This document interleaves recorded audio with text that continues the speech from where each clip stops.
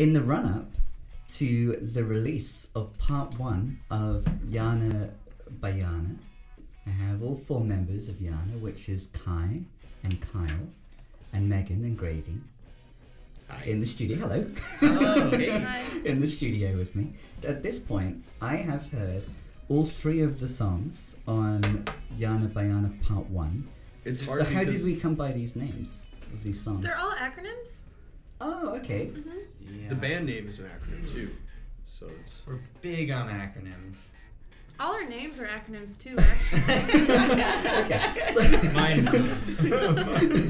what is Megan an acronym for? I can't tell you that. Let's begin with the band. YANA. YANA Y-A-N-A. means you are not alive. It's kind of a, I don't know, a little bit antagonistic, you know. Mm-hmm. You are not alive. It's addressed a to hope the that audience people by would- the band? Yeah. We would hope that people would prove us wrong.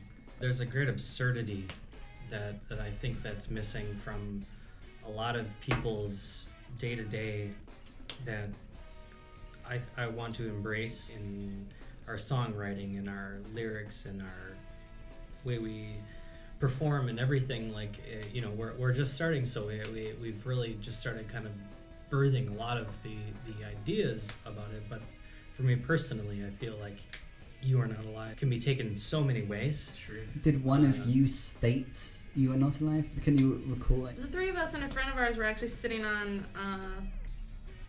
their porch, like, over, like, almost a year and a half ago, and we were talking about YOLO, actually, and then we were talking about how MIA has a song called YALA, and we were, like, coming up with really funny acronyms. Like, some of them were, like, really, really long. Yeah. And then I think it was Kai who said YANA and You Are Not Alive, and we were like, that should be our band name. Well, it's funny just because that YOLO is like the YOLO, you only live once, so do it. Do what you want, right? And it's like, well, okay, but that's kind of like, well, I don't know. I have nothing to say about YOLO. And that's why, I don't know, I was like, Yana, you're not alive, you know? You're not even alive, so why are you trying to, like, live your YOLO day by day?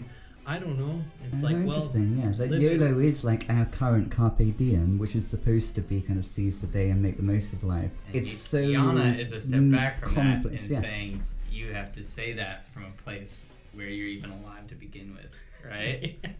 And none of us are. No one's alive. It's also You Are Not Alone, apparently. I think. Yeah, that's like the official that's the acronym. If you go to like acronyms.com or something like that. We didn't know that. We didn't know that. I also don't Didn't support know that. or condone that acronym usage. Look at the camera and say that. I don't support or condone you not being alone. You are or alone. alive. You are You are alive. neither alone or alive. Wait. It's funny that you said the motion moving forward thing too, because didn't we look up? It's like also a term in Buddhist philosophy. This is for a you vehicle. should expand on that. Okay. Yeah, the term yana means vehicle, but not necessarily.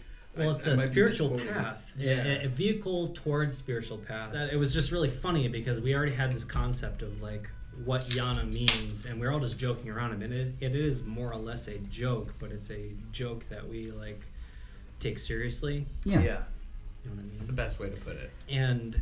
But it was really great how like this word was a Sanskrit word that got developed into a Buddhist tradition of like Dharma, where you have a path. Dharma is the path of the Buddha, where you walk the Dharma and you are always trying to uphold the teachings, the morality, the ethics, the philosophy of Buddhism, and that is walking Dharma. Yeah. And Yana is the vehicle in which you walk that path. So it can be literally translated into a vehicle, or like how you get from point A to B, but it's also a more spiritual or... Yes, so a spiritual or ethical journey. Mm. So what's the songwriting part of YANA? That does interest me a lot because I have heard the 3 songs, but they're sans vocals at the moment. Yeah. And I think tonight, actually, the same day that we're tracking the interview is the day that you're going to begin tracking some vocals. Yep. Do you know exactly what the lyrics are, and at what point in the process did you know what the lyrics are? When you sing something, or when you hear something as a listener that someone's singing, you hear the vowels first. You don't hear the consonants first, and you start going, oh yeah, whoa, you know. Annie, are you okay? It's a lot of vowels there. Yeah, it's catchy. Yeah, damn right. You know, Sigur Rós, they have 2 albums, I think, that don't have words. Yeah, you know, but it's in Hopelandish. That he made up, I guess. Yeah, exactly. You know, made up some language, and I totally respect that, because from YANA to YANA. You set a lot of fire, you sort of fire. So is Sigur Rós an influence? That Parentheses album is one of my favorite records. It's awesome. Masterpiece. Yeah, and there's no language in it. Yeah. You know, no official language anyhow. He made up all that stuff, as far as I know, and to this day I can remember. You certified. Yeah. I don't know what that is, but so I'm not like trying to take that and like make it my own, but I just feel like that ultimately that's what's really important in music, is like a hook, or like something that you can follow, and it doesn't really matter. I also listen to a lot of music that I don't understand. I like Indian folk music, Indian classical music, folk music from all across the world that I have no idea what they're saying, but I can sing it in my head anytime I want because I love the song. And then I find out later, like, oh, that's what that means, and it almost actually takes away from my enjoying it, because I'm like, now I know what they're talking about, where before, like, the mood of the song and the way they formed words and the way they sang things really had an impact. Whereas, like, now that I know what they're talking about, I'm like, I don't relate to it as much. It's almost like quantum physics. Like, once you look at it, at the word, then it's gone. Possibilities defined versus... Yeah. What's that? Schrodinger's cat? Can we talk about that? Yeah. Talk about that situation. Exactly. It could mean this or it could mean that. You don't really fucking know. So it's almost better to keep the cat in the box. Yeah, absolutely. But you're right. That is what Sigur Rós. No, the cat is out of the bag. The YANA cat is out of the bag. That's what you're trying to do. Our lyrics don't mean anything. Well, no, it's about the music. It's all a scam. I do also just making noises. I do also have lyrics that are lyrics, but that I write the lyrics based upon the vowel sounds. How do the vowels sound best to what it is that we've already done? So, OG by YANA is born to suffer and get lost in line. We wonder how we got this time. Castaways out.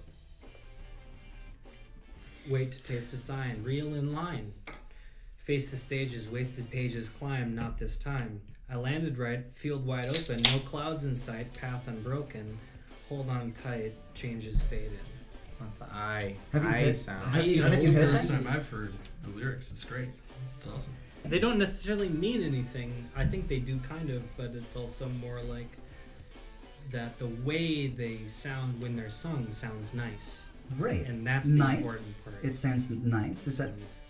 So that's interesting that it's trying to like provide a nice sensation, whilst the the band name is a threat or a challenge. It's an interesting kind of, I think it's more just commentary. To me, at least, our name is more commentary than a threat. It's just.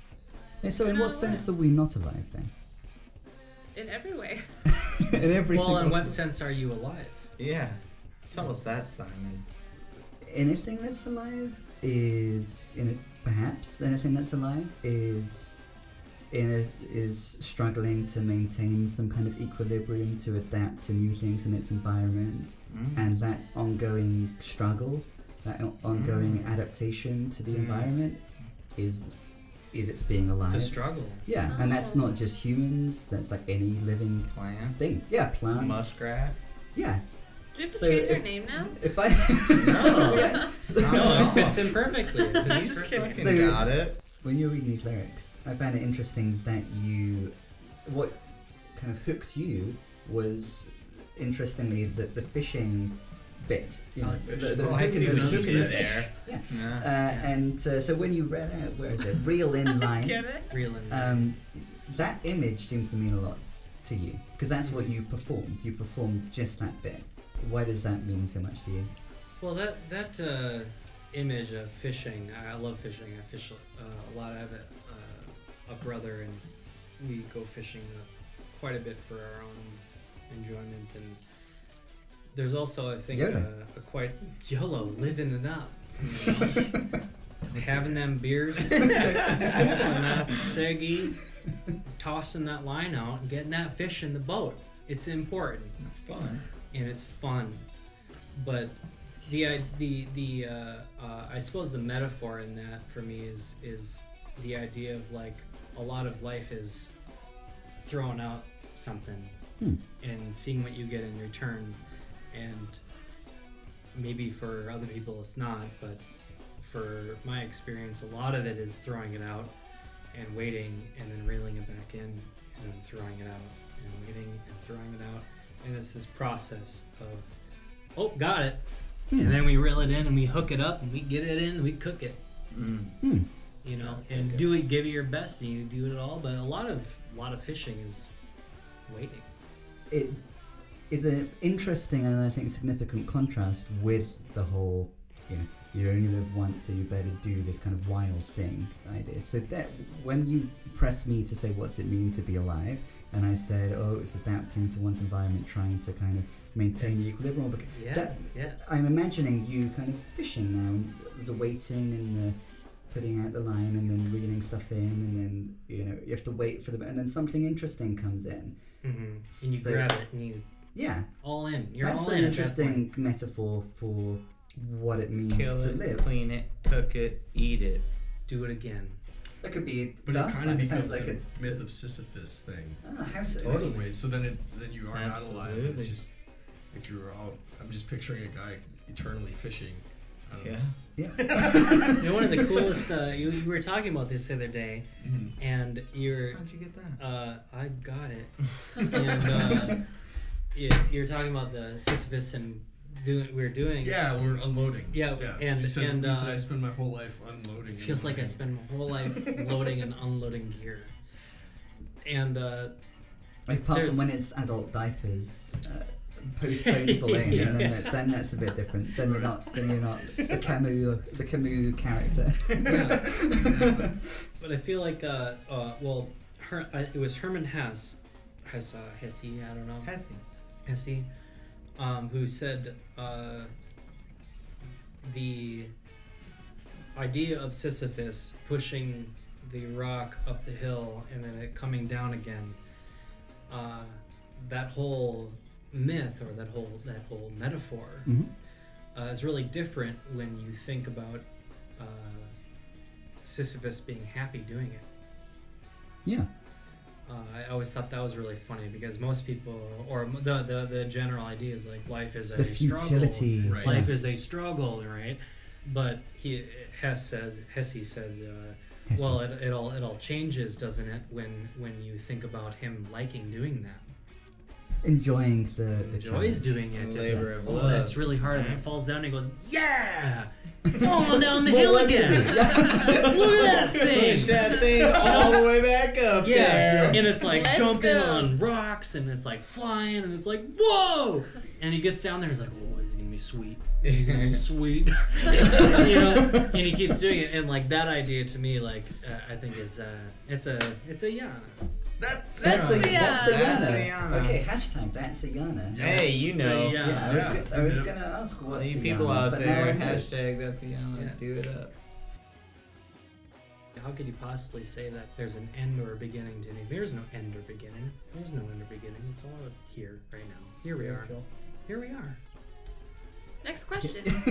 Yep. Here we are. Does that clear that up? I wish we all started crying. Would